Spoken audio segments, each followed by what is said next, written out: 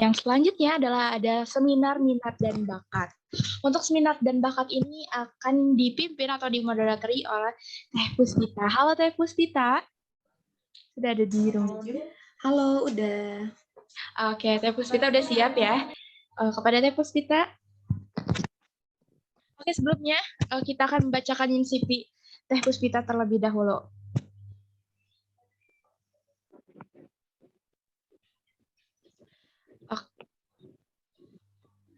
Oke nih teman-teman, lagi-lagi moderator kita kali ini tuh sangat cantik ya, yang bernama Teh Puspita Ayu Fitria, di mana beliau beralamat di Jalan Cikoneng, Ciamis, Jawa Barat, dan beliau ini sedang memiliki akademi histori atau pendidikan di Universitas Siliwangi, jurusan perbankan, dan juga pernah bersekolah di SMA Negeri 1 Ciamis.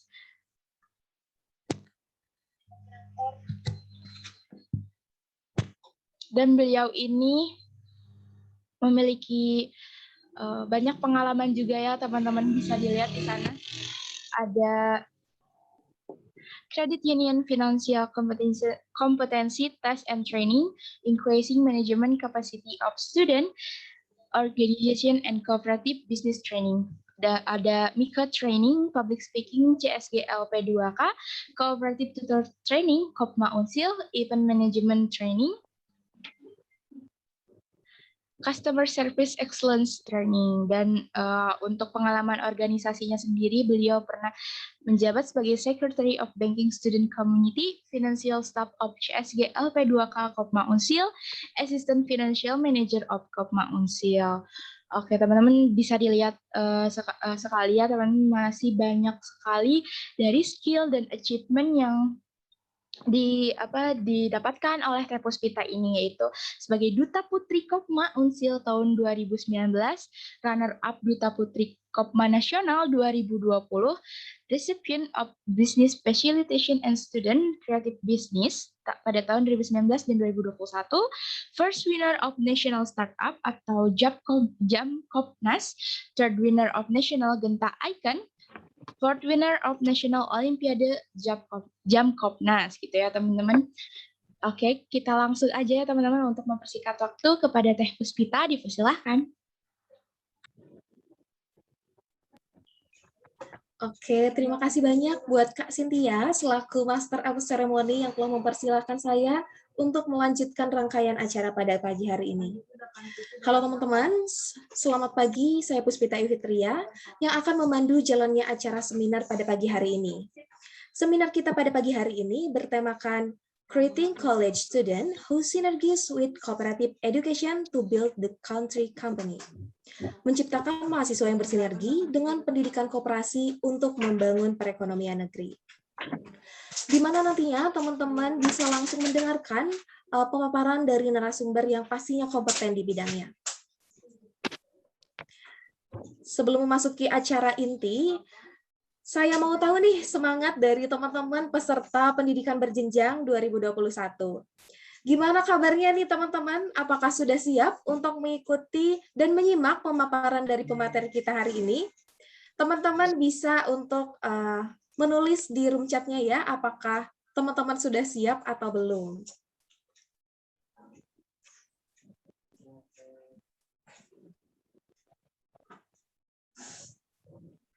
Siap teh. Masya Allah. Wah, luar biasa sekali ya antusiasnya. Semoga kita semua senantiasa diberikan kesehatan di era pandemi ini.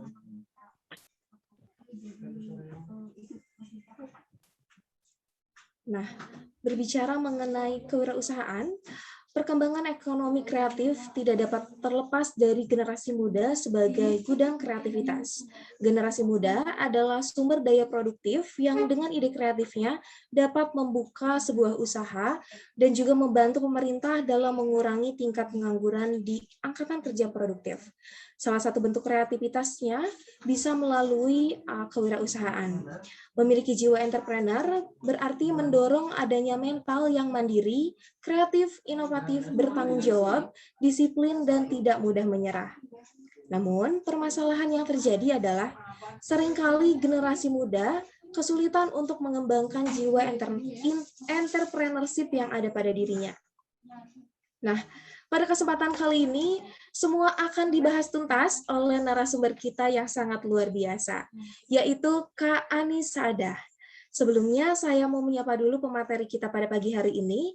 Apakah Kak Ani sudah hadir di ruangan? Halo, selamat pagi Mbak.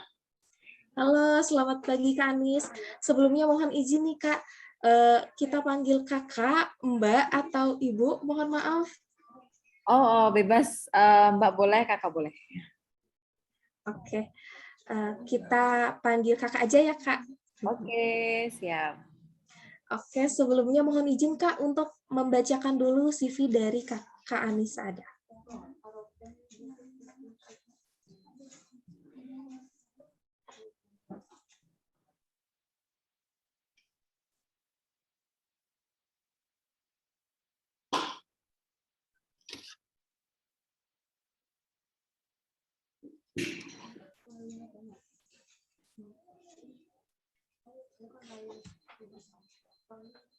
Oke. Kak Anis Saadah merupakan lulusan dari Public Administration dari Universitas Jenderal Sudirman pada tahun 2012 hingga 2017. Beliau juga berkualifikasi dalam Small Cooperative Finance and Risk Management di Nantong, Cina pada tahun 2015. Bisa dilihat pengalaman dari beliau itu sudah cukup banyak ya. Pengalaman bekerjanya yaitu sebagai Kooperatif Eksternal Auditor pada tahun 2014 hingga 2017 di Karya Utama Nusantara atau Kopkun, kemudian pada tahun 2017 hingga 2018 sebagai researcher di Kopkun Institute, dan pada tahun 2018 hingga saat ini beliau merupakan co-founder dan CEO dari InnoCircle Initiative, an incubator startup corporation. Beliau juga seringkali mengisi sebagai mentor ataupun speaker. Sudah banyak sekali pengalaman yang beliau dapatkan, di antaranya yaitu pada Global Conference and General Assembly ICA 2017, kemudian Europe Development Days 2018, kemudian Asia Pacific Cooperative Youth Summit di Filipina pada 21 Agustus 2018, kemudian sebagai mentor Global Young Entrepreneurship Training pada tahun 2019.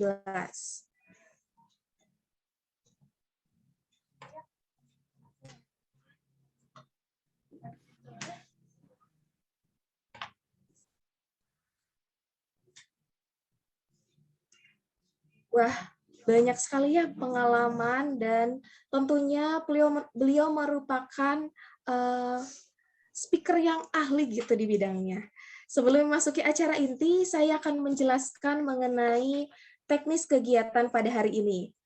Pada kegiatan hari ini akan dibagi menjadi 2 sesi, yaitu sesi penyampaian materi dengan durasi sekitar 45 menit, kemudian dilanjutkan dengan sesi tanya-jawab dengan durasi sekitar 15 menit, dan kepada teman-teman yang hadir dalam seminar kita kali ini, diharapkan untuk mengaktifkan kameranya, kemudian menyimak pemaparan materi dari narasumber kita kali ini.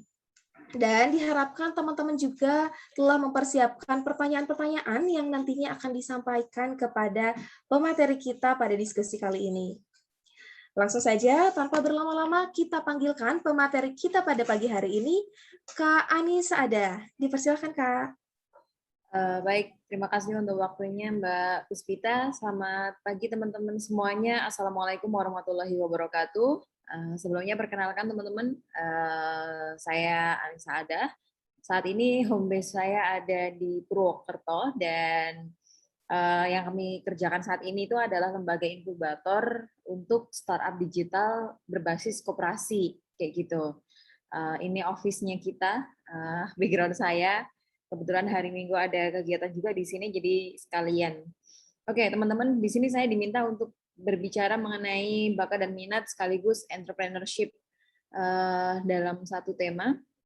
Mungkin saya mau sedikit share screen ya di sini. Oke, perkenalan singkat mungkin dulu saya dari ilmu administrasi negara tadi ya, tapi ended up in business, kemudian what happened ketika jurusan agak menentukan kita akan berkarir kemana ya, karena semua by proses, kemudian aku menemukan bahwasanya aku nggak bisa menyebutnya sebagai passion juga ya, tapi apa yang aku sukai, kemudian ini aku akan menceritakan dan this is part of my motivate. It's better to be a pirate than to join the Navy. Jadi dari dulu banget ya aku selalu tertarik gimana caranya tuh supaya jadi beda dari yang lain kayak gitu. Pirate itu kan bajak laut kan, Navy angkatan darat. Ini dari Steve Jobs yang ngomong kayak gitu. Dalam semua aktivitas ya kita dituntut untuk berbeda kayak gitulah di tengah lautan yang menuntut kita untuk menjadi kreatif, inovatif, buat para entrepreneur, buat teman-teman siapapun kita harus memiliki karakteristik unik tersendiri personal brandingnya kita. Tadi saya sempat menyimak ya teman-teman bakatnya, kemudian skillnya itu keren-keren banget. Ada yang jadi content creator, ada yang tadi ada yang melukis juga, kemudian ada yang menulis sains, matematika dan lain sebagainya ya. Itu adalah skill yang aku yakin teman-teman nggak sekedar bawaan dari lahir. Jadi kalau bakat itu kan hampir sebagian besar itu kan bawaan dari lahir ya, 80% itu karena faktor DNA, kemudian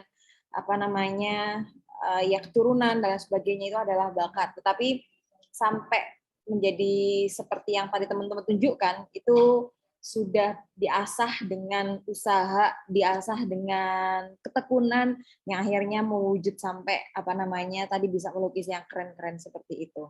Nah, ini adalah salah satu prinsip hidup orang Jepang ya. Mungkin teman-teman juga sempat tahu namanya itu adalah konsep ikigai. Jadi bagaimana ini adalah sebuah konsep untuk the reason for being. Sebuah filosofi hidup ya, menjadi filosofi hidup, alasan kita melakukan saat ini itu kenapa dan apakah perlu kita melanjutkannya atau tidak kayak gitu. Kayak misalnya tadi ada yang melukis, kemudian ada yang bikin konten TikTok dan sebagainya.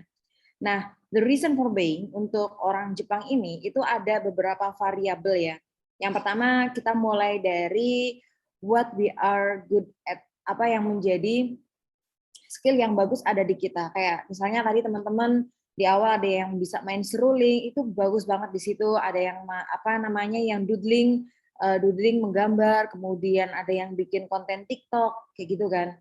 Nah, pertanyaannya adalah apakah teman-teman itu dibayar dari apa yang teman-teman bagus dalam hal melakukannya itu atau tidak kayak gitu. Kayak misalnya seringkali kan kita ditanya, what is your passion? Apa yang benar-benar kamu sukai? Nonton drama Korea. Nah, ketika itu akan menjadi profesinya kita, apakah kita bisa dibayar dari apa yang kita suka itu atau tidak? Nah, ini penting banget. Jadi nggak sekedar melakukan sesuatu yang kita sukain aja, nggak sekedar itu, tapi apa yang kita sukai dan kita juga dibayar dari apa yang kita lakukan itu, gitu. Nah, itulah yang bisa kita lakukan memperdalam untuk menjadi profesinya kita. Kemudian nggak berhenti di situ aja.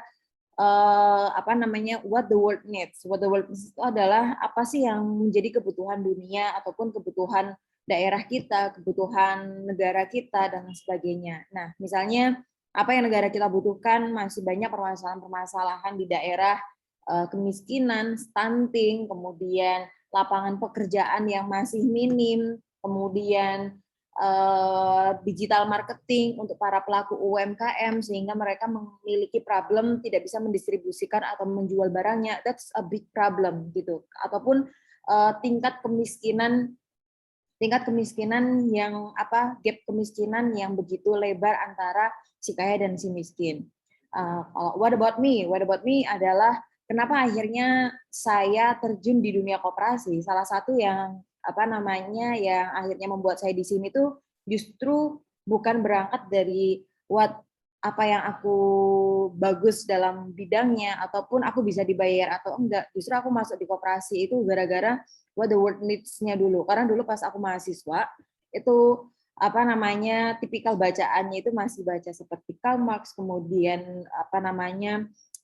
kapitalisme, sosialisme kayak gitu kan. Akhirnya it's quite blowing membuka pikiran banget kayak gitu kan, betapa tingkat kemiskinan yang masih memiliki gap yang sangat tinggi, di mana 1% orang terkaya itu menguasai 99% kekayaan Indonesia, di mana kita tidak menjadi bagian dari 1% orang terkaya itu saling berebut kue yang sangat kecil kayak gitu. What will happen? It can be chaos, it can be unhealthy for the politics, it's unhealthy for demokrasi dan lain sebagainya. Itu salah satu contohnya. Apa yang aku pedulikan kayak gitu. Sehingga kenapa sih ujung-ujungnya kok di koperasi? Karena koperasi is the best sampai saat ini ya, is the best tool, it's the best tools ya untuk mengadministrasikan sebuah keadilan. Aku kira di mana sistem di koperasi itu membuat lebih equal, kemudian ada change buat para yang yang tidak mampu agar memiliki kesempatan agar mampu dan lain sebagainya. Salah satu contohnya itu di koperasi itu gaji orang paling bawah ataupun yang paling rendah itu gapnya itu nggak lebih dari 6 kali lipat dari gaji yang paling tinggi. Jadi kayak misalnya ada OB, kemudian ada bos yang paling tinggi level manajernya itu nggak boleh lebih 6 kali lipat lebih besar dibandingkan si OB itu kayak gitu. Itulah yang sistem-sistem terapi-terapi yang ada di koperasi yang bisa dan buat aku itu cukup it's quite nice dan we have to fight for it kayak gitu. Kita harus memperjuangkannya, kita harus memperluaskannya dan lain sebagainya. Nah itu apa yang dunia butuhkan dan ternyata aku suka juga loh, what we love, apa yang aku sukai karena aku care sama itu. Nah itulah menjadi misinya kita, sebuah misi hidupnya kita. I'm fight for co-op, kemudian I'm fight for this way kayak gitu. Itu adalah part of the ikigai ya. Bagaimana kita menghasilkan passion itu didapat dari good at-nya di mana, kemudian dengan apa yang kita cintai juga. Sedangkan untuk menjadi profesinya kita, nah untuk profesi saat ini, apakah aku bisa mendapat bayaran dari sini? Ya bisa. Itulah adalah profesi. Gitu. Itu adalah contoh dari ikigai. Maka nanti teman-teman bisa mengkontekskannya dengan minat bakat teman-teman yang saat ini sedang digali ya ataupun dicari. Kalau saya sendiri dalam sebuah proses itu tidak tidak terlalu fokus pada sebenarnya bakatnya aku itu apa sih kayak gitu. Tapi di sini nih yang menjadi pertanyaan. Kita mungkin cenderung sering banget gambling ya. Aku harus menguasai skill ini terus-menerus atau mulai ganti ya. Kayak gitu, kayak misalnya tadi ada yang udah menguasai doodling nih, kok aku belum master nih di doodle, aku akan mengasah terus doodling gitu. Nah maka dia akan menjadi seorang spesialis. Maka nanti kita bisa menyebut si Mas A ini spesialis doodling, spesialis drawing kayak gitu. Nah sedangkan orang generalis itu cenderung berpikirnya dia nggak akan expert di satu bidang ya. Tetapi dia bisa menguasai dia akan mempelajari banyak hal kayak misalnya dia belajar bikin konten, kemudian edit video, kemudian belajar skateboard ataupun belajar ngerakit sepeda dan lain sebagainya. Nah dia mempelajari banyak skill tetapi tidak mendalam keahliannya kayak gitu. Dia ya sekedar bisa ngerakit sepeda aja tapi nggak bisa sampai menjadi sepeda expert banget itu tuh enggak kayak gitu. Nah, seorang generalis itu punya banyak pengetahuan di berbagai area namun tidak mendalam. Nah, kalau spesialis itu memiliki pengetahuan spesifik tetapi sangat dalam. Nah, kalau yang generalis itu tadi ya orang yang tertarik untuk menguasai A, B, C, D, D dan lain sebagainya, tetapi itu tidak mendalam. Terus generalis itu cenderung dapat memecahkan masalah dari perspektif yang luas ya, karena tadi ya dia menggunakan helikopter view, artinya dia itu tidak di satu bidang aja, tapi dia mengangkat dirinya tuh helikopter view itu bisa melihat banyak sisinya sehingga dia punya perspektif dalam memecahkan sebuah masalah. Sedangkan seorang spesialis itu dibutuhkan untuk memecahkan sebuah masalah rumit dan juga spesifik. Kadang orang spesialis itu mikirnya ketika ingin memecahkan masalah itu rumit mikirnya, kemudian dia harus spesifik, harus detail dan sebagainya. Terus kalau yang generalis nih, memiliki banyak pilihan karir dan juga lebih fleksibel. Kemudian kalau spesialis pilihan karir yang lebih minim dan juga tidak fleksibel. Karena si generalis ini punya banyak skill tadi ya, meskipun tidak mendalam, tetapi dia akhirnya bisa masuk di banyak sisi. Kayak misalnya perusahaan membutuhkan digital marketing, ternyata dia juga bisa punya kelebihan punya kelebihan ngambil video, kemudian bikin konten juga. Nah, itu adalah poin-poin lebih dari seorang generalis. Sedangkan kalau seorang spesialis, aku bisanya coding aja nih, bikin coding back end ataupun coding front end untuk Android. Ya udah, dia kerjanya dari awal sampai akhir ya fokus di situ aja, kayak gitu, nggak usah pindah-pindah karena dia emang ahlinya itu di situ. Terus seorang generalis itu harus siap dengan job desk yang beragam. Tadi ya, karena dia banyak hal ya, bisa konten, bisa ABC dan lain sebagainya, harus siap dengan konsekuensinya itu. Kalau spesialis, job desk-nya sudah jelas dan juga teratur. Terus yang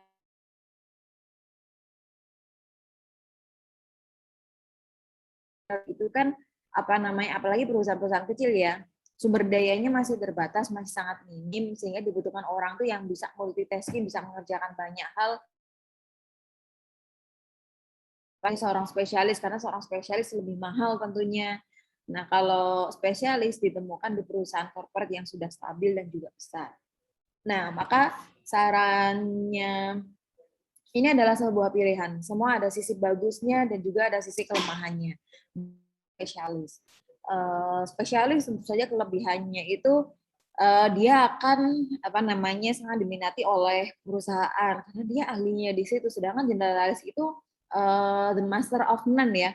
Dia menguasai, dia tidak ada keahlian secara spesifik yang dia benar-benar kuasai. Ya dia hanya sekedar tahu aja, kayak pengetahuannya itu dangkal kayak gitu lah. Hanya kayak celup kayak gitu. Maka apa yang bisa saya rekomendasikan untuk teman-teman untuk saat ini ya, padahal teman-teman masih mahasiswa, kemudian masih semester awal, saran saya teman-teman itu menjadi generalis spesialis. Jadi penggabungan dari kedua sisi ini akan ada banyak manfaatnya ketika teman-teman membuat sebuah pilihan untuk menjadi generalis spesialis. Jadi generalis spesialis itu kayak gini, teman-teman menjadi seorang yang mempelajari banyak hal. Kayak sekarang itu kan kita nggak bisa menguasai hanya satu skill di satu bidang aja kayak gitu. Kayak misalnya tadi ya yang memproduksi gambar gitu. Menurut aku itu udah marketable banget sih usahanya itu. Skillnya itu udah marketable banget. Nah, sarannya aku dia juga belajar mengenai bagaimana digital marketing, kemudian edit video secara proper, kemudian mempelajari juga diversifikasi produk. Kayak tadi kan ada buket uang, buket floris kayak gitu kan. Terus nanti dia juga bisa masuk di mahar yang bunga-bungaan dan sebagainya. Nah, untuk saat ini tuh lebih baik kita generalis aja dulu, kuasai banyak skill. Kenapa? Karena kita di tuntutan zaman kita itu mungkin lebih sulit ketimbang era orang-orang tua kita ya yang menuntut untuk menjadi profesional di satu bidang, tetapi di kondisi yang yang sangat dinamis, Kalau sebutannya itu adalah the world of VUCA ya, penuh dengan ketidakpastian, kita tidak bisa merediksikan masa depan, ya kita menguasai skill-skill yang digitalized, belajar coding, bahkan aku pun sekarang mempelajari coding loh, yang mana itu bukan apa namanya, bukan keahliannya aku, bukan apa namanya, aku nggak pernah belajar basicnya, tapi apa namanya yang aku yakini kita bisa belajar ke apapun dan nggak ada waktu yang telat sih. Nah, spesialisnya di mana? Jadi spesialisnya tuh ngambil satu bidang aja yang benar-benar kita kuasai banget kayak gitu. Jadi di satu sisi kita menjadi generalis, tapi ada satu bidang nih yang apa namanya yang akan menunjukkan karakternya kita gitu loh untuk kita perkuat di personal brandingnya. Jadi kayak gini, misalnya aku mempelajari coding, kemudian menjadi mentor entrepreneur ataupun bisa Photoshop, bisa Corel, bisa edit video, bisa digital marketing juga. Tetapi aku ingin membranding dirinya aku itu sebagai kooperator, sebagai praktisi koperasi. Nah, itulah yang akan aku perdalam, yang aku benar-benar mati-matian mempelajari bagaimana koperasi, bagaimana tata kelola koperasi dan sebagainya. Gitu teman-teman. Tapi di sisi belakangnya kita juga menguasai banyak skill, banyak bidang. I think that is the best solution for us in the right time, in the meantime, di waktu-waktu yang sekarang yang penuh challenging, the world of VUCA. Gitu. Oke, salah satu buku yang favoritnya aku ya terkait minat dan bakat, teman-teman bisa nyari juga di Gramedia, itu dari Angela Duckworth. Dia mengatakan bahwasanya terpenting dari kesuksesan itu adalah sukses untuk sukses dan bahagia itu bukanlah bakat, tetapi bagaimana ketekunannya kita, kemudian menjadi passion ataupun kita gigih, pasti kita akan mastering di situ. Kayak misalnya gini, kalau mengikuti tes bakat dan minat, kita akan ditunjukkan kamu cocoknya jadi guru TK, kayak gitu. Tapi mimpinya aku, passionnya aku, apa yang aku suka, apa yang aku pedulikan, aku itu ingin menjadi seorang duta ambasador nasional untuk menyuarakan apa yang menjadi kondisi di Indonesia. Aku ingin bekerja di Kementerian Luar Negeri, kayak gitu. Nah, kalau menurut versi bakat dan minat, kamu nggak akan sukses di situ, kamu nggak akan bisa jadi brand ambassador. Tetapi dalam buku ini dikatakan ternyata bukan bakat dan minat loh yang menjadi tingkat keberhasilan, tetapi ketika kamu yakin kamu bisa menjadi brand dari apa namanya brand dari Indonesia, menjadi duta dari Indonesia, kamu lakukanlah itu secara tekun, secara gigih, secara disiplin untuk dan itu bisa menjamin kamu mencapai pada titik itu. Kayak misalnya kamu, wah aku nggak ada bakat nih jadi pemimpin, kayak gitu. Aku cocoknya jadi follower aja lah, kayak gitu. Nah, tapi karena kamu pengen challenging yourself to be a leader, kayak gitu, kamu bisa mencapai itu. Kamu pelajari bagaimana sih menjadi leader yang baik, bagaimana sih apa namanya belajar membangun sebuah tim yang kompak dan sebagainya. Nah, itu adalah proses dari kegigihan dan ketekunan yang mana itu kamu bisa mencapainya dengan sukses.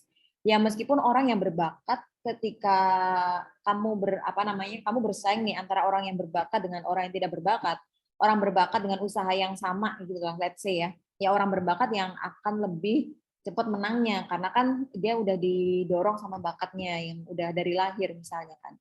Tetapi tidak menutup kemungkinan yang namanya ketekunan dan kegigihan itu menjadi faktor utama dari keberhasilan, what you're dreaming, kemudian apa yang ingin kamu cita-citakan dan ingin kamu raih. Itu soal sekilas bakat dan minat. Kemudian kita masuk di sisi entrepreneurship-nya. Di sini teman-teman tahu ada tokoh-tokoh yang menjadi favorit teman-teman nggak? Dari semuanya. Atau mungkin di luar dari ini juga it's okay. Kenapa entrepreneurship? Kalau saya sendiri entrepreneurship itu kita bisa entrepreneurship is not just about to being founder, nggak hanya sekedar menjadi founder ya, menjadi seorang entrepreneurship, tetapi entrepreneurship itu menyeluruh ke dalam seluruhan hidup kita kayak gitu. Tidak hanya sekedar kita menemukan sebuah bisnis dan kita berhasil di bisnis tersebut, tetapi bagaimana dalam aktivitas sehari-hari kita itu bisa menyelesaikan sebuah problem solving, kemudian kita memperbanyak skillnya kita, kemudian kita bisa bernegosiasi, komunikasi, leading the team, kemudian bekerja sama dan sebagainya. Nah, itu semua itu ada di proses entrepreneurship itu sendiri. Ya, selain bahwasanya the most success people yang bisa merubah dunia ya, yang menginovasikan dunia sampai merubah behavior dari sebuah masyarakat, ya para tokoh-tokoh di depan ini ya gitu loh. Mereka ada entrepreneurship dan juga inovator. Inovator karena mereka mampu merubah tatanan kehidupan sampai perilaku orang-orang. Dan aku mencita-citakannya, kemudian keren banget, dan aku pengen jadi kayak mereka misalnya. Nah, di sini ada Steve Jobs, Bill Gates, Jack Ma, Zuckerberg, kemudian Pak Nadiem Makarim, semuanya itu adalah inovator. Dan asal teman-teman tahu, ini semua bukan karena bakat yang karena mereka miliki, tetapi karena mereka mempelajarinya secara tekun, dan mereka karena mempelajarinya kemudian melakukannya secara disiplin. Maka sebenarnya ada 3 mitos nih yang perlu teman-teman patahkan dari pemaknaan sebuah entrepreneur. Gitu, 3 mitos umum entrepreneur. Jadi pertama adalah kesuksesan entrepreneur itu karena satu orang. Faktanya adalah kesuksesan itu karena tim. Jadi logiknya itu adalah lebih banyak mendiri, maka peluang suksesnya itu akan lebih baik. Jadi mungkin teman-teman melihat, wah suksesnya Alibaba itu kan karena Jack Ma ya, suksesnya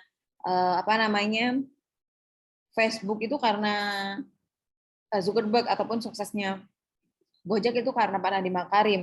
No, it doesn't work like that.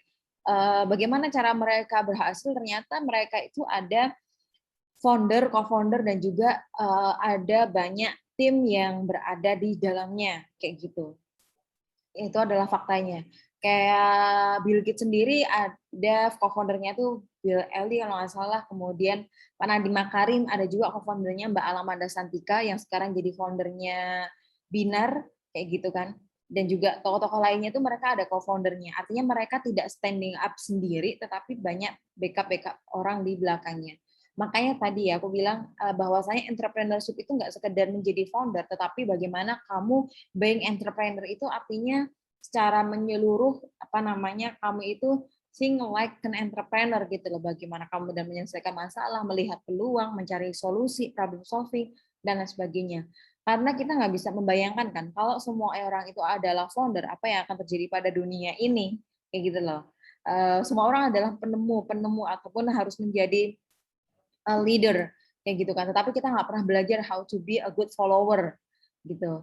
Nah, aku sendiri di satu sisi adalah leader, in another side aku adalah follower yang baik, kayak gitu. Karena itulah yang diajarkan sama mentornya saya. Kadang orang itu terlalu banyak dosis bagaimana menjadi melatih kepemimpinan, tetapi kita nggak pernah belajar bagaimana menjadi follower yang baik. Nah, itu penting banget ketika nanti teman-teman di sini punya tim usaha, itu salah satu dari kalian harus ada yang berperan menjadi leader dan salah satu yang lainnya berperan menjadi good follower. Kemudian yang kedua adalah mitos bahwasanya entrepreneur itu karena karisma ataupun pendidikan. Enggak juga, tetapi bagaimana menjadi seorang entrepreneur itu dari skill yang kita kuasai, kemudian tenaga skill marketing, skill sales, itulah yang menentukan. Dan yang terakhir tentu karena bukan hanya sekedar bakat ya, bakat atau genetik entrepreneurship ya, karena orang tuanya, karena mereka dari keluarga yang kaya, no. Tetapi successful in the entrepreneur itu karena semua itu tuh bisa dipelajari, semua itu bisa dipraktikkan. Nah, yang menjadi pertanyaan di sini adalah ketika tadi ya teman-teman sudah memiliki bakat, kemudian sudah minatnya di sana, kalau mau dimonetisasi, monetisasi itu kan artinya mau dijual ya bakatnya itu tuh. Nah, apakah kalian itu ingin menjadi entrepreneurship-nya itu seperti apa? Entrepreneurship itu sendiri itu ada dua ya karakternya ya. Yang pertama itu adalah seperti yang sebelah kiri dan juga sebelah kanannya saya. Sebelah kiri itu contohnya penjual bakso, yang mana dia harus berjualan berkeliling dari satu komplek perumahan ke komplek perumahan yang lain atau di satu daerah yang tetap kayak gitu kan. Sedangkan di sisi yang lain itu ada jasa usaha penyedia jasa transportasi makanan dan sebagainya dalam satu platform. Nah, ini adalah dua jenis usaha yang berbeda. Kalau teman-teman tahu bisa sharing juga di kolom chat apa yang menjadi perbedaannya. Oke. Em, terus apa ya? Oh ya, ini perbedaannya ya. Yang pertama itu adalah entrepreneurship yang sering kita menyebutnya itu sebagai UMKM, sebelah kanannya itu adalah sering kita menyebutnya dengan startup, ada yang unicorn, ada yang udah decacorn, dan lain sebagainya. Yang sebelah kiri ataupun si penjual bakso tadi, dia fokusnya itu adalah melayani pasar lokal dan juga regional, sedangkan yang startup dia fokus melayaninya itu adalah pasar global dan ataupun regional. Kenapa apa namanya UMKM itu terbatas pada keterbatasan geografis kayak gitu. Geografisnya itu karena ya dia akan mampu melayani usahanya itu terbatas sama wilayah. Kayak misalnya dia jualan bakso ya, yang mentok-mentoknya yang akan membelinya itu adalah orang-orang yang berada di radius maksimal 10 km ataupun maksimal 5 km, yang mana untuk fans-fansnya yang apa namanya pelanggan-pelanggan tetap atau royalnya gitu. Dia masih terbatas apa namanya geografis karena dia menyediakan outlet fisiknya kayak misalnya ada laundryan, industri jasa potong rambut, kemudian restoran dan sebagainya. Pekerjaannya itu masih dilakukan di tempat. Nah, sedangkan yang sebagian yang kanan atau startup itu pekerjaannya itu nggak harus dikerjakan di tempatnya ataupun pekerjaan yang padat karya. Kayak apa namanya? Ambil contohnya Gojek ya. Gojek bisa di apa namanya dibuka di berbagai daerah manapun sejauh daerah itu terjangkau sama internet. Let's say kayak gitu ya. Artinya dia nggak harus buka cabang, nggak harus ada orang yang bekerja di situ secara fisik, adanya kan mitra, mitra Gojek, mitra-mitra GoRide dan sebagainya. Kemudian inovasi cenderungnya untuk UMKM itu nggak penting untuk pertumbuhan. Nggak pentingnya itu karena beberapa UMKM itu memiliki mindset yang tertutup, di mana mereka nggak mengedepankan inovasi sejauh usahanya laku, sejauh usahanya ada, cash flow hariannya ada, nutup kayak gitu ya mereka menganggap itu udah cukup buat mereka kayak gitu. Sedangkan kalau yang startup itu adalah perusahaan yang didasari semacam inovasi. Inovasi sendiri itu bisa dari teknologinya, dari proses bisnisnya, ataupun dari sisi bisnis modelnya. Jadi inovasi itu nggak sekedar teknologi ya teman-teman ya. Inovasi itu bisa dari proses bisnis, kayak hacking proses bisnis. Kayak misalnya gini, proses bisnis untuk laundry dulu barang masuk, kemudian dicuci, kemudian kering, disampaikan pelanggan, itu adalah proses bisnisnya kan. Bagaimana kalau sekarang orang naruh laundry itu bisa dimanapun, kayak di kafe-kafe, di apa kos-kosan, langsung ada tempat taruh laundrynya di sana. Nah itu adalah salah satu inovasi pada proses bisnisnya. Jadi sebenarnya ide bisnis itu nggak harus selalu baru ya, tetapi kalian bisa ngambil ide-ide bisnis yang udah existing hari ini kayak yang teman-teman lihat di sekitar, tetapi bagaimana menginovasikannya adalah bisa menginovasi pada proses bisnis ataupun menginovasi pada model bisnisnya. Kemudian kalau UMKM kecenderungannya adalah perusahaan keluarga atau bisnis dengan modal eksternal yang sangat kecil. Biasanya turun-menurun untuk resep-resep yang apa namanya untuk makanan ataupun modal dari pihak eksternalnya itu juga cenderung kecil karena pendanaan sebagian besar dari keluarganya, kemudian dari kerabat dan sebagainya. Sedangkan kalau yang startup kepemilikannya itu lebih beragam, termasuk modal eksternal yang berjumlah besar. Kayak apa namanya? Kalau teman-teman tahu, pemilik dari Gojek sendiri itu kan sudah banyak banget dari investor ya, dari korporat ataupun personal gitu kan. Artinya kepemilikannya itu lebih cenderung dibagikan ke semua orang. Karena UMKM kenapa mikirnya modalnya terbatas karena supaya nanti keuntungannya itu ya buat dia sendiri kayak gitu. Kalau startup itu mikirnya adalah it's okay kalau misal kepemilikannya itu bareng-bareng asalkan pertumbuhannya itu cepat kayak gitu. Karena modal yang besar maka dia memiliki pertumbuhan itu yang non linear, beda sama UMKM. Jadi grafisnya itu kayak gini misalnya. Kalau teman-teman tahu, ini kan proses merugi ya kalau ke bawah ini ya. Mungkin teman-teman melihat atau ngerasain platform-platform startup itu bakar-bakar uang ataupun istilahnya bakar-bakar uang ya, atau ngeluarin promo cashback dan sebagainya gila-gilaan. Mungkin teman-teman pernah sadar ataupun bertanya ya, kalau misal ngasih cashback, ngasih harga kayak gitu emang bisa untung ya? Kayak gitu ya. Jawabannya tidak untung, justru mereka itu memang lagi dalam strategi merugi. Posisi turun ke bawah ini di grafis ini dulu nih. Meruginya kenapa ya? Dia bakar-bakar uang, kemudian mungkin teman-teman pernah ngerasain juga pakai goret itu cuma 2.000, cuma 1.000 dapat apa poin-poin, dapat promo makanan dan sebagainya. Yang mereka tidak rugi karena memang strategi mereka itu adalah merugi terlebih dahulu supaya nanti memiliki pertumbuhan yang signifikan. Nah, kenapa merugi? Karena mereka itu ingin menciptakan ketergantungan dulu nih kepada para pelanggan-pelanggannya. Setelah tergantung, kemudian apa namanya, setelah apa ya, ya sudah berubah menjadi kebiasaan, ya dia nggak akan lepas. Kayak misalnya dulu di awal kita kalau mau ke stasiun atau kemanapun diantar pacar, kayak gitu kan. Kalau sekarang sudah biasa diantar sama Gojek. Nah itu kemudian dulu pacarnya harus datang sendiri untuk antar makanan. Sekarang pacarnya tinggal nganterin GoFood ataupun GrabFood. Nah itu sudah merubah dari kebiasaan kita kayak gitu loh. Sehingga ketika harganya udah naik, harganya udah mahal, ya kita kemudian ya karena itu udah menjadi kebutuhan kita sih, kita nggak akan bisa lepas dari itu gitu. Jebakan itulah yang dilakukan oleh si startup-startup digital. Ini berbeda dengan UMKM ya, dia nggak merugi di awal, justru dia akan tumbuh di awal, tetapi ya itu pertumbuhannya linear, standar kayak gitu-gitu aja. Makanya jangan kaget kalau semisal startup itu apa namanya pertumbuhannya itu cepat banget dibandingkan sama perusahaan-perusahaan konvensional. Ya kayak tadi saya bandingkan ya, Gojek sama Bluebird aja kan, Bluebird sudah berdiri dari tahun puluhan tahun berapa, kemudian digantikan sama Gojek yang hanya 10 tahun, tapi nilai valuasinya itu udah 151 T, yang mana itu 10 sampai 20 kali lipat lebih besar dibanding sama perusahaan konvensional yang berdiri sangat lama. Oke. Nah, inovasi itu apa sih yang dimaksud dengan inovasi?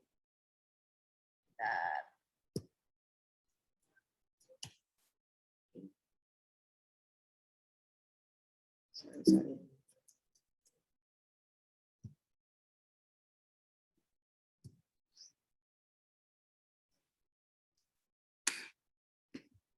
Oke, inovasi itu jadi kombinasi ya dari sebuah invensi X komersialisasi. Invensi itu ada di ide, teknologi, kemudian intellectual property. Kalau komersialisasi itu laku di pasaran. Jadi inovasi itu adalah kombinasi ya dari sebuah ide, teknologi, dan itu laku juga di pasaran. Jadi kalau misalnya ada komersialisasinya tetapi tidak ada invensinya, ya kita tidak bisa menyebutnya dengan inovasi. Begitupun sebaliknya ada invensi tetapi tidak komersialisasi, maka itu bukan inovasi juga. Contohnya tuh gini teman-teman.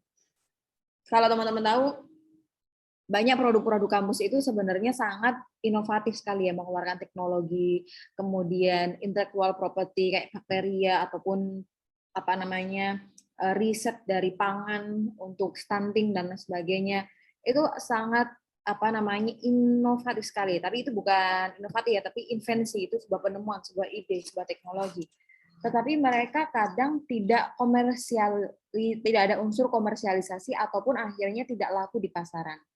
Contohnya produk dari laboratorium kampus itu adalah ada mahasiswa yang menemukan teknologi tepat guna untuk petani dalam mengetahui atau mendeteksi jenis penyakit yang ada di tanaman-tanaman pertanian kayak gitu. Nah, tetapi ketika dia mau menjualnya nggak laku nih, dikasih ke petaninya, mau beli nggak, katanya nggak mau, nggak laku. Kenapa? Karena petani tanpa nyekan barcode dia udah tahu tanaman itu tuh sakitnya apa. Cuman disentuh daunnya aja dia udah langsung tahu loh apa namanya penyakit dari tanaman itu, dan dia udah tahu solusinya pakai pupuk apa untuk memberantas penyakitnya itu. Salah satu contohnya tuh gitu. Sehingga apa namanya, apa yang disebut dengan inovasi itu harus ada dua unsur. Nah, itu salah satu contohnya dengan inovasi. Nah, kemudian selanjutnya adalah kenapa sih teman-teman harus aware sama yang namanya digitalisasi ataupun bisnis model yang berkaitan sama apa namanya, yang beririsan sama teknologi digital, kemudian harus aware sama terkoneksi dengan internet? Ya karena landscape ataupun landscape dunia ini, landscape global ini itu seperti ini ya, di tahun 2019 itu sendiri sudah menyampaikan kita 133% dari populasi Indonesia sudah terkoneksi dengan internet, 56%-nya penetrasinya sampai 150 juta, itu sangat tinggi sekali. Artinya orang-orang yang dulunya itu harus mengakses belanjaan dari secara konvensional, sekarang mengaksesnya itu by phone gitu. Mungkin dulu ibu-ibu di desa itu kalau mau beli popoknya anak, dia harus keluar dari rumahnya naik motor ke pasar kayak gitu. Tapi sekarang cukup buka Shopee gratis ongkir, popoknya datang langsung ke rumah kayak gitu. Dengan harga yang lebih murah pula. Artinya bisnis model itu berubah, bahkan merubah sampai ke perilaku usernya, itu yang harus perlu disadari. Sehingga nanti ketika kita ingin melahirkan sebuah ide bisnis ataupun peluang bisnis yang sesuai dengan skill dan minatnya kita harus melihat orang-orang yang ada di luaran sana itu kondisinya itu kayak gimana. Salah satu contohnya itu kayak gini. Fakta yang kedua adalah penggunaan device usage-nya sudah terkoneksi dengan smartphone, laptop, desktop, dan lain sebagainya.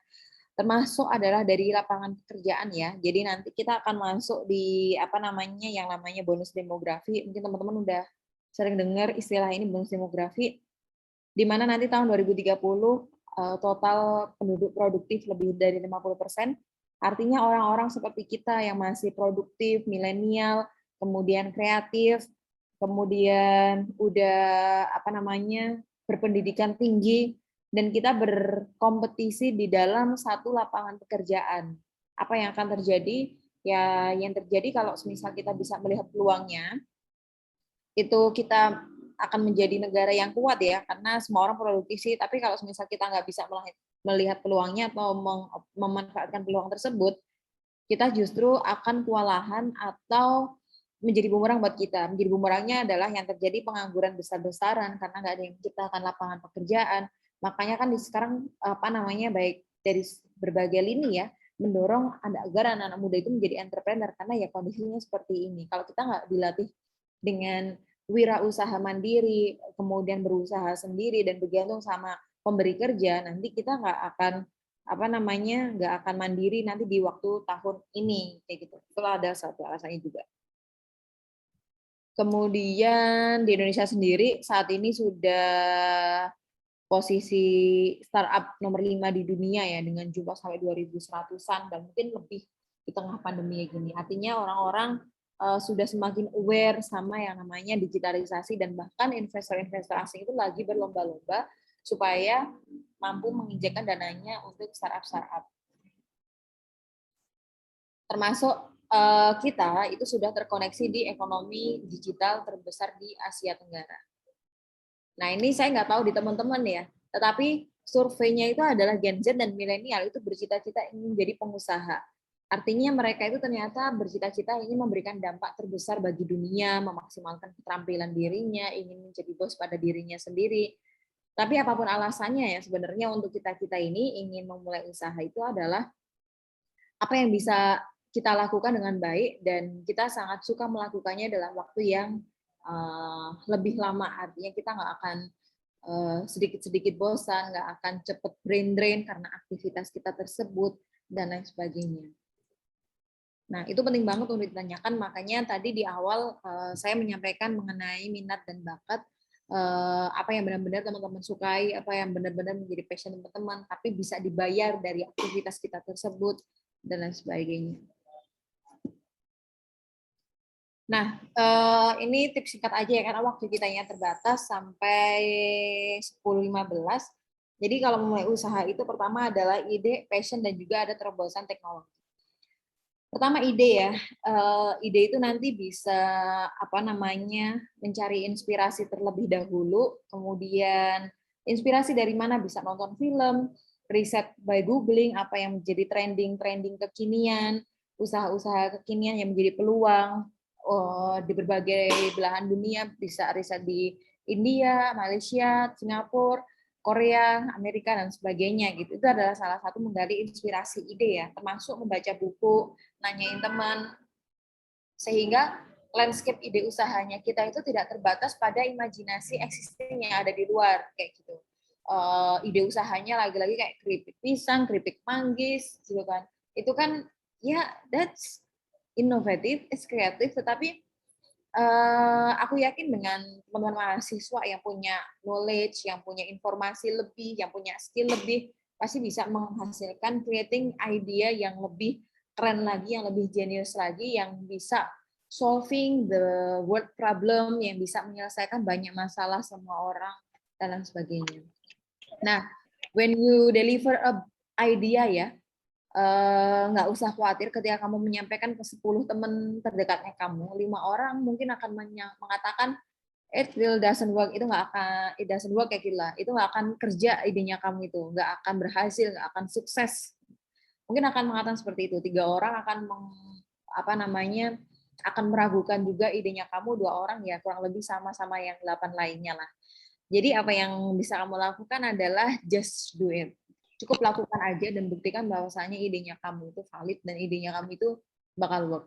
Dimanapun kalau misalnya you presentasi ke aku juga yang menjadi lembaga inkubator, mungkin aku akan meragukan setiap ide yang masuk juga kayak gitu kan. Yang perlu dilakukan itu sebenarnya adalah cukup lakukan dan buktikan kalau kamu berhasil. Karena ketika saya mendeliver beberapa bisnis, ya responnya hampir sebagian kayak gitu, meragukan, kemudian itu nggak akan work. Tapi yang bisa kita lakukan adalah ya cukup lakukan aja. Gitulah kurang lebih. Kemudian passion ya, passion artinya kamu nggak akan cepet bosen, nggak akan akan mengerjakannya itu dengan sepenuh hati karena ini penuh dengan tantangan ya, bukan hal yang easy untuk dilakukan. Kalau saya sendiri untuk menjadi entrepreneur di awal itu adalah kehilangan hari Minggu, kehilangan tanggal merah, kehilangan jam kerja dan sebagainya. Dan itu adalah konsekuensi yang sudah saya siapkan. Jadi ada beberapa istilah itu adalah kehidupan entrepreneur itu adalah kehidupan yang tidak diinginkan oleh sebagian orang, tetapi kenapa kita melakukan ini untuk mencapai kehidupan yang diinginkan orang lainnya, gitu. Kayak kenapa sih kita mengorbankan beberapa tahun ini untuk begitu struggle, nggak inget waktu, sampai nggak inget keluarga, sampai benar-benar ini adalah melahirkan kayak bikin usaha itu melahirkan anak sendiri, gitu kan. Ya karena kita ingin mencapai kehidupan yang hari Senin itu tuh bisa jalan-jalan, hari Selasa itu bisa sepedaan, itulah kehidupan yang dicari misalnya kayak gitu. Dan sebagian besar orang ya kayak udah mencapai titik freedom kayak gitulah, freedom udah pasif income-nya jalan, beberapa usahanya jalan sehingga dia bisa melakukan aktivitas tanpa terikat sama sebuah perusahaan yang dia harus bekerja 9 to 5 contohnya gitu. Kemudian yang terakhir adalah harus ada terobosan teknologi. Kenapa? Karena tadi ya udah saya paparkan landscape kondisi teknologi digital hari ini yang benar-benar harus menuntut kita mau nggak mau terus berubah, harus ada sentuhan teknologinya, harus ada sentuhan inovasinya di berbagai lini, baik itu bisnis prosesnya, baik itu pada titik model bisnisnya, baik itu pada titik keinovasian produknya dan lain sebagainya. Oke, mungkin itu dulu karena waktunya sudah habis. Nanti kita lebih banyak didiskusi aja. Terima kasih teman-teman semuanya. Saya kembalikan lagi ke moderator. Baik, terima kasih buat Kak Anis yang sudah memaparkan materinya. Luar biasa sekali ya tadi penjelasan dari Kak Anis sangat bisa dimengerti sekali oleh kita.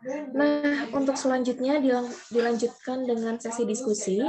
Sesi diskusi dilakukan selama 15 menit. Pertanyaan dibatasi sebanyak 3 pertanyaan.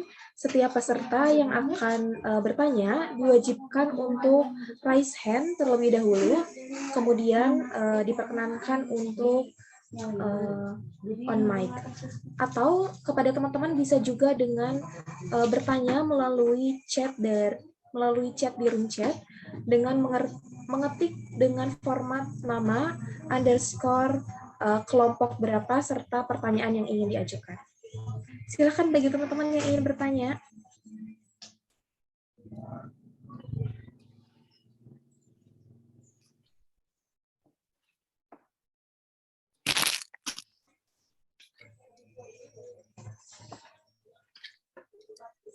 Silakan buat teman-teman yang ingin bertanya, tadi sudah disampaikan ya oleh Kak Anis mengenai konsep ikigai seperti apa, lalu tadi ada perbedaan antara generalis dan spesialis itu seperti apa, kemudian ada perbedaan SNI dan IDE, kemudian tadi juga disampaikan cara untuk memulai usaha itu seperti apa.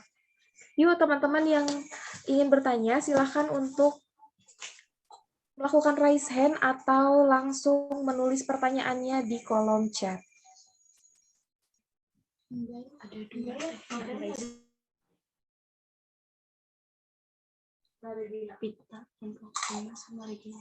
Nah, sudah ada yang raise hand nih. Disilahkan kepada Devita Septiani untuk menyalakan mikrofonnya. Iya Kak, terima kasih atas waktunya. Sebelumnya perkenalkan, nama saya Devita Septiani dari kelompok 5, izin bertanya mengenai entrepreneur itu kan tidak terlepas gitu dari sebuah bisnis.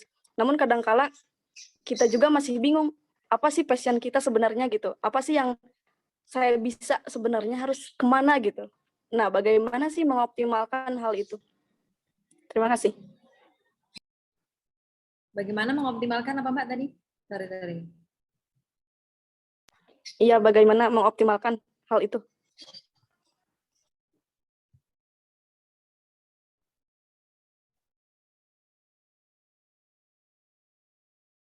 Sorry, mengoptimalkan apa Mbak tadi? Sedikit nggak dengar dari di sini. Mungkin bisa diulangin aja pertanyaannya. Iya Kak, jadi kan kadangkala kalau misalkan kita sendiri kalau misalkan mau memulai usaha gitu, kita masih bingung passion kita sebenarnya apa gitu dan mau kemana arahnya gitu. Nah, bagaimana mengoptimalkan hal itu? Oh, bingung mau memulai usaha apa ya gitu ya. Oke Mbak, noted.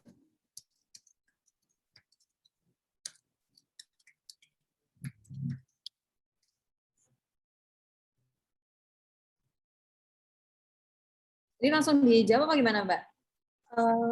Langsung dijawab aja Kak Anis.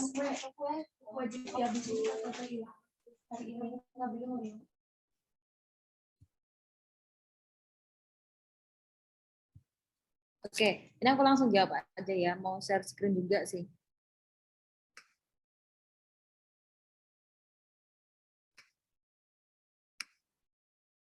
Terima kasih pertanyaannya Mbak. Siapa? Mbak Vita tadi ya. Gimana sih caranya kita itu kadang kan bingung ya, masih nggak ngerti nih passionnya kita itu apa, dan tapi kita pengen punya bisnis gitu, itu sering banget. Makanya tadi di awal ya sebenarnya saya itu bukan tipikal orang yang terlalu fokus sama passion ya, tetapi tadi ngelihat dari gagasan makro juga bisa, tetapi berangkat juga dari ini nih yang menguntungkan ataupun berangkat dari potensi pasar sebenarnya sih kalau semisal bisnis kayak gitu kan. Terus baru nanti bertanya kayak misalnya kalau misal aku mau di sektor F&B nih, bener nggak sih aku itu bakal suka melakukan ini apa enggak? Justru menanyakan bakal suka apa enggaknya itu di akhiran kayak gitu. Tapi yang paling pertama itu adalah apakah aku bisa dibayar dari apa yang akan aku lakukan ini. Makanya yang pertama kalau mau bikin usaha bisnis, bukan dilihat dari apa yang kita sukai dulu, tetapi apa yang menjadi potensi pasar. Makanya pertama itu adalah riset pasar dulu untuk menggali sebuah gagasan ide. Nah, caranya riset pasar itu kayak gimana? Bentar, ini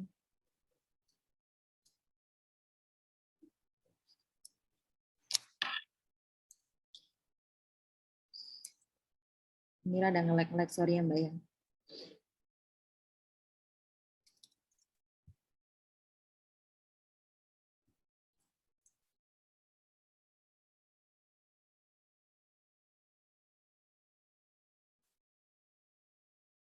Oke, ini membuat ide. Nah, ini mungkin ya. Jadi mungkin ini sebagai gambaran aja ya. Pertama-tama adalah kalau dalam satu hari ini kamu dikasih kesempatan untuk menjadi superhero, Artinya kamu nggak dibatasin sama permodalan, nggak dibatasi sama keterbatasan-keterbatasan yang ada di diri kamu saat ini. Kamu ingin menjadi superhero seperti apa? Nah, ini tugasnya kamu bisa menamakan superhero-nya kamu seperti apa, tugas utamanya menjadi superhero itu adalah apa, kemampuan khususnya yang dimiliki sama superhero itu apa, termasuk ceritakan bagaimana aktivitas si superhero ini. Contohnya ini, Om Comblang. Anggap aja kamu itu apa namanya, nggak tadi ya, dikasih kelebihan sama Tuhan untuk menjadi superhero yang bisa melakukan bisnis, kamu itu akan membuat bisnis itu macam apa. Kayak gitu. Contohnya Om Comblang, tugas utamanya adalah mencarikan jodoh orang jomblo, kemampuannya adalah mengidentifikasi orang jomblo dari jarak 10 km, mengetahui profil calon jodoh idaman dari orang tersebut, dan aktivitas kesehariannya itu adalah mengamati orang yang berlalu lalang dari ketinggian untuk mencari orang jomblo. Setelah menemukan Om Comblang, kemudian membaca hati dan pikiran target untuk mengetahui profil calon pasangan idealnya. Contohnya seperti itu. Nah, untuk menggali inspirasi tentu saja banyak cara juga ya. Kayak Mbaknya juga harus benar-benar memikirkannya setiap hari. Kenapa? Siapa itu ya? Isaac Newton, kejatuhan apel, dan kemudian sampai dia menemukan rumus gravitasi ya, itu kan nggak karena sekedar dia kejatuhan apel aja kan ya, tetapi karena Newton itu setiap hari itu memikirkannya. Itu adalah aktivitas dia sampai dia mungkin ke toilet juga memikirkannya, ini rumus ini caranya gimana, sampai dia kejatuhan apel itu mikir, oh iya ternyata ini tuh rumusnya. Termasuk juga kadang mungkin kita itu ngomong sendiri di toilet, ngomong sendiri ketika naik motor, nah itu adalah bagian dari kita memikirkannya, sehingga ada pada titik kita tuh menemukan yang namanya aha moment, aha kayak gitu.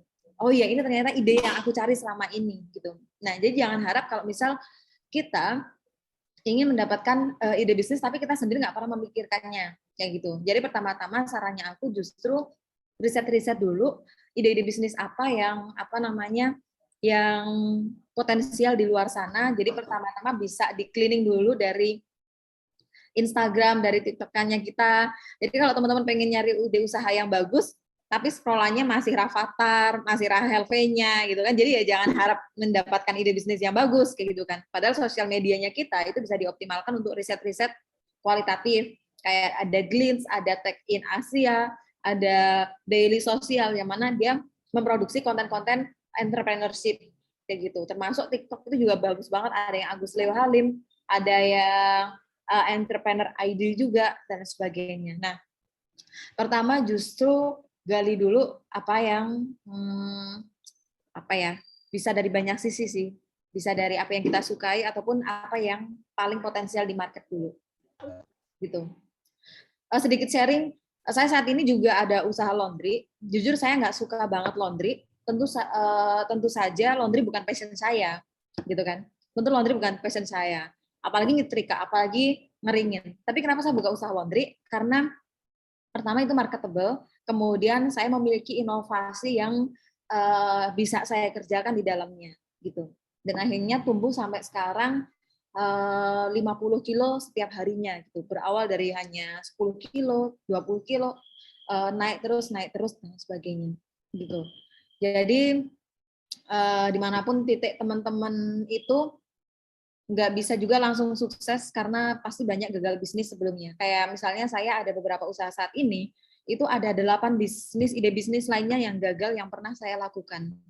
Jadi kegagalan itu adalah jatah gagal pasti setiap orang ya. Kita nggak bisa skipping that process.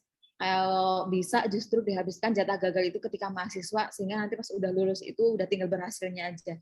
Gitulah kurang lebihnya. Thank you. Oke, terima kasih buat Kak Anis. Pertanyaan selanjutnya dari Regina Indra. Kepada Regina Indra dipersilakan untuk menyalakan mikrofonnya. Terima kasih sudah mempersilahkan saya untuk memberikan pertanyaan.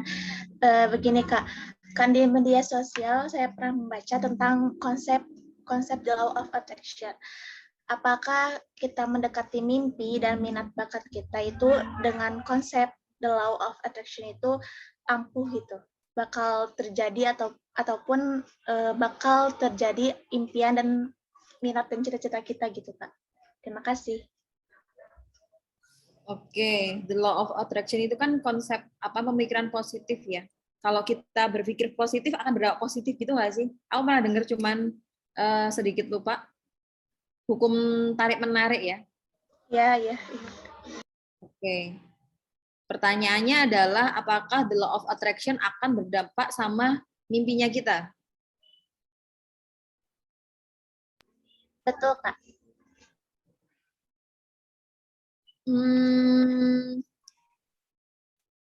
Menurutnya saya ya itu adalah akan sangat berat banget ya. Pernah nggak sih kalian itu berada dalam fase kayak bertanya sama diri sendiri, ragu sama diri sendiri, kemudian alam semesta itu menjadi tidak bekerja sama kayak kita, bekerja sama kita gitu loh. Kayak nggak supporting kita juga akhirnya. Nah, memang itu semua itu berangkat dari mindset. Ketika kemudian kita mengganti pikiran positif kita, kemudian yakin pada diri kita sendiri, kayak ya bentuk keyakinan itu adalah nanti akan mewujud pada diri kita, kemudian itu menjadi auranya kita, yang dilalahnya itu semesta itu akan mendukung kayak gitu. Ternyata dalam konsepsi ini sebutannya adalah the law of attraction. Tetapi dalam sebuah proses itu pernah saya lewati juga, apalagi di bisnis ya, yang mana up and down itu sangat kenceng banget. Kayak kemudian kemarin tiba-tiba pandemi, padahal investasi sudah masuk berapa puluhan juta gitu kan, menjadi down banget kan. Kemudian kita mulai ragu nih pada diri kita, ya udahlah kerja aja di perusahaan kayak gitu. Pernah juga terbesit kayak gitu, udahlah kerja aja di perusahaan. Kemudian lebih aman, lebih safety buat aku saat ini dan sebagainya. Tetapi kemudian aku beralih lagi, oh nggak bisa karena ini yang aku perjuangkan, aku harus bertahan, struggling di waktu ini, kemudian melihat nanti akan berdampak seperti apa gitu. Nah akhirnya keyakinannya aku bangkit lagi berdoa ya dari banyak cara ya, mengumpulkan keyakinan pada diri sendiri itu justru yang akhirnya membuat auranya kita itu berubah, dan ya pada akhirnya semesta akan mendukung. Pada intinya itu. Jadi kalau kata Agnes Monica itu pertama adalah dreaming, kemudian justru yang kedua itu believing. Believing itu adalah yakin pada diri kita sendiri bahwasanya kita itu bisa untuk melakukannya. Kalau kita nggak pernah believe sama diri kita sendiri, artinya kita nggak, ya siapa lagi ya gitu kan. Kayak tadi yang aku bilang, kalau ide kita sendiri itu akan ada 10 orang yang menertawakan ataupun meragukannya. Siapa yang akan meyakinkan kalau itu berhasil? Ya diri kita sendiri kayak gitu. Termasuk siapa yang akan yakin kita misalnya ingin bermimpi besar menjadi duta internasional kayak gitu. Kalau bukan kita sendiri, maka yang bisa melakukannya itu adalah kita sendiri, dan yakin aja itu semesta akan mendukung. Dan sampai pada tahap itu mungkin aku nggak bisa menjelaskan lebih ya, karena lebih banyaknya itu magic yang bekerja di di dalam proses kita. Magic itu artinya adalah bukan magic dalam hal yang gaib ya, tetapi magic itu adalah keajaiban-keajaiban yang sampai kita itu nggak bisa mendeskripsikan secara secara harfiah bagaimana alam semesta itu mendukung prosesnya kita kayak gitu. Kalau misal kita bekerja secara tekun dengan gigih, yang dilalahnya banyak semesta yang akan mendukung prosesnya kita. Kayak gitulah. Ya setuju banget, itu akan sangat berpengaruh. Oke, terima kasih Kak Anis atas pemaparannya. Kemudian ada pertanyaan terakhir dari kolom chat, yaitu dari Fahrija Nur Hidayat. Pertanyaannya, maaf Kak, izin bertanya, apa tantangan terbesar yang dialami saat menjadi entrepreneur? Terima kasih. Oke, sebenarnya challenge-nya ada banyak ya. Tantangan terbesarnya ternyata bukan modal, gitu kan.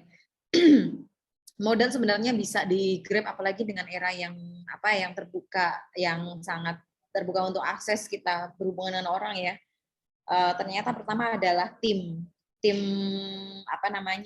sendiri ya, bagaimana kita membangun kekompakan, kemudian bagaimana tim itu bisa saling bekerja sama, bukan untuk saling menjatuhkan ataupun saling merugikan, itu kan penting banget ya. Kemudian selain tim, kemudian adalah mental itu ternyata dibagi menjadi dua, adalah mental gagal dan juga mental berhasil. Mental gagal bisnis, kemudian bagaimana kita tadi bisa bangkit lagi di tengah krisis dan sebagainya, termasuk nanti ketika kita berhasil. Nah, mental berhasil pun juga harus disiapkan. Terkadang orang yang masuk di mental yang berhasil itu masuk di yang namanya itu star syndrome, sindrom kebintangan ataupun narsis kayak gitu, narsistik, ataupun akhirnya membuat dia tidak menjadi humble kayak gitulah. Nah, narsis inilah yang hati-hati karena bisa jadi bumerang buat kita. Karena narsis membuat kita tidak menjadi humble untuk belajar, untuk menjadi terbuka pikirannya, untuk tidak menjadi belajar sama proses-proses lainnya. Padahal yang namanya bisnis sangat terbuka peluangnya untuk gagal ataupun terkena hantaman badai lagi kayak gitu kan ya. Termasuk di tim-timnya. Tim-timnya ketika kecil masih solid, ya udah kerjakan aja semuanya kayak gitu. Bareng-bareng kita kayak gitu kan. Tapi pas udah gede mulai perhitungan loh. Ini kan harusnya jatahnya aku nih yang lebih besar. Aku kan yang berangkat dari pagi sampai malam, akhirnya kan rebutan nih siapa yang mau kepemilikannya lebih banyak dan lain sebagainya. Nah, makanya sebelum memulai bisnis, bisa di awal itu membuat surat kesepakatan, namanya itu the founder agreement. Itu semacam MOU antar para pendiri, nanti dia kepemilikannya berapa, si B kepemilikannya berapa, termasuk si C kepemilikannya berapa. Mungkin dilihatnya itu banyak orang yang nilai itu nggak penting banget ya, tetapi kalau besar itu akan menjadi sangat penting banget usaha teman-teman. Jadi setting lembaga di awal itu tuh harus menjadi ini bakal besar, bukan setting ini akan gagal gitu. Nah, kalau ini besar, bayangkan ini besar, nanti kita akan hitung-hitungan kepemilikannya itu nanti bagaimana, makanya itu diatur dulu di awal. Nah, kepemilikan itu diatur di awal, kemudian harapannya nanti tidak terjadi perpecahan tim karena udah sepakat di awal sih, karena banyak kan kalau usaha sama mahasiswa ya, ketika udah mau lulus banyakannya itu bubar kayak gitu kan, sayang-sayang ya udah dibangun selama mahasiswa tapi pas udah lulus langsung hilang lenyap kayak gitu aja, padahal brandnya, kemudian rasanya, cita rasanya, marketnya udah ketemu gitu, itu kan tinggal dikembangkan aja langsung berhasil. Karena ini saya banyak temui juga di mahasiswa, entah itu dari program PKM, PMW yang menurutnya itu bisa potensi besar, tapi karena permasalahan timnya nih, permasalahan timnya yang nggak kuat, kemudian mulai ragu, itu yang akhirnya bikin timnya bubar. Itu sih paling Mbak. Makasih. Terima kasih buat Kak Anis atas jawabannya. Sudah ada 3 pertanyaan ya Kak, dan waktu yang kita miliki juga sudah terbatas. Jadi kita tutup saja diskusi kita pada kali ini. Terima kasih banyak buat Kak Anisada untuk waktunya dan juga pemaparannya yang telah diberikan untuk kita semua. Semoga apa yang di-share oleh Kak Anis dapat bermanfaat bagi kita semua. Terima kasih banyak juga buat teman-teman yang telah aktif bertanya dan mengikuti seminar kita pada pagi ini sampai akhir. Kalau boleh saya simpulkan,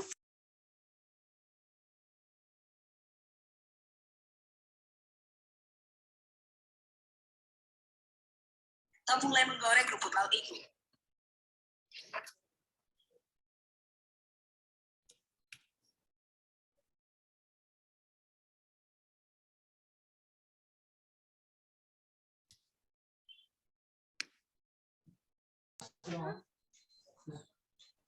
mohon maaf ya Kak, barusan ke-mute. Iya. Tadi dari mulai kesimpulan. Kalau boleh saya simpulkan, sebagai generasi muda, kita harus menjadi seorang yang generalis spesialis, yang mana kita perlu mempelajari banyak hal, menguasai banyak skill, namun tetap memilih satu bidang yang kita kuasai sebagai personal branding. Dan yang terpenting dari sebuah kesuksesan itu bukanlah bakat, namun kegigihan dan ketekunan dari diri kita sendiri. Selanjutnya mungkin ada simbolis terlebih dahulu, yaitu penyerahan sertifikat sebagai tanda terima kasih karena sudah berkenan untuk menjadi narasumber kita pada kali ini. Mohon bantuannya untuk teman-teman panitia. Oke, ini dia Kak, sertifikat dari kita teman-teman panitia.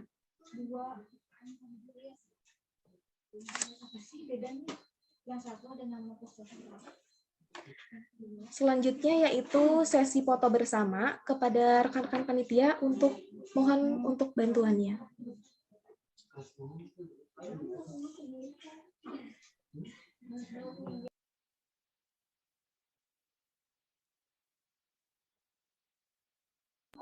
Yuk untuk sesi foto bersama, teman-teman peserta boleh untuk bergaya mungkin.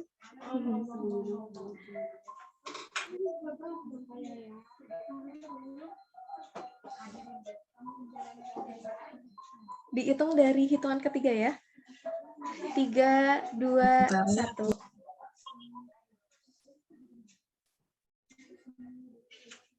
Cukup. Sekali lagi, terima kasih banyak Kak Anis atas waktunya. Semoga sehat selalu Kak, sampai bertemu kembali. Saya Puspita Fitria, saya kembalikan kepada MC. Mbak, semoga bermanfaat untuk teman-teman semuanya. Ini saya boleh mundur diri? Boleh Kak, silakan. Oke, sampai ketemu lagi teman-teman. Semoga bermanfaat. Sehat-sehat selalu. Ya, terima kasih kembali Kak.